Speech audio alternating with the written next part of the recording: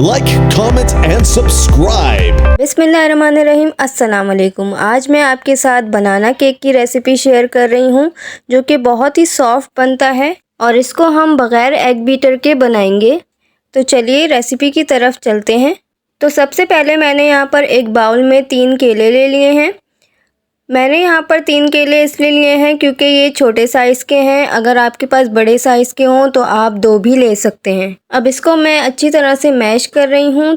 इसको इतना मैश करना है कि इसमें कोई गुठली ना रहे, अच्छी तरह से मैश कर लेंगे। अब इसमें मैं एक एक करके 2 अंडे ऐड कर रही हूँ।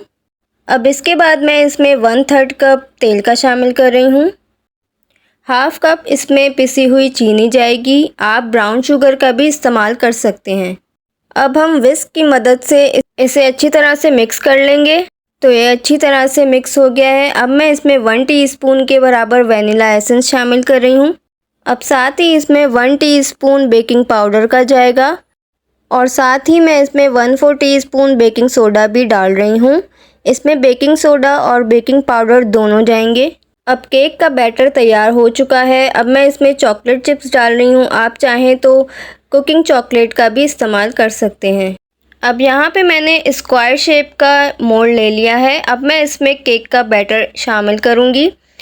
इसको मैंने ग्रीस कर लिया है पहले से मोल्ड को और इसमें बटर पेपर भी लगा लिया है। अब ऊपर मैं थोड़े से चॉकलेट चिप गार्निश कर रही हूँ। अब केक को मैं पतीली में बेक करूँगी, इसलिए मैंने पतीली को प्री हीट करने के लिए आधे घंटे के लिए रख दिया था।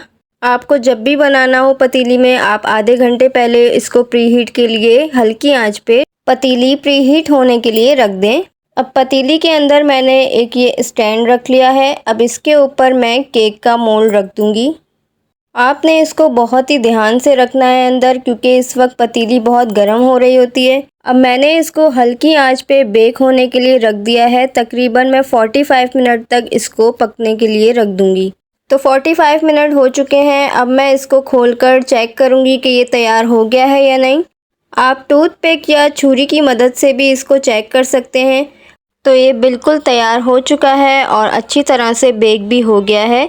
तो आज की रेसिपी आपको कैसी लगी मुझे ज़रूर बताइएगा। अगली किसी रेसिपी तक के लिए अल्लाह हाफ़िज़।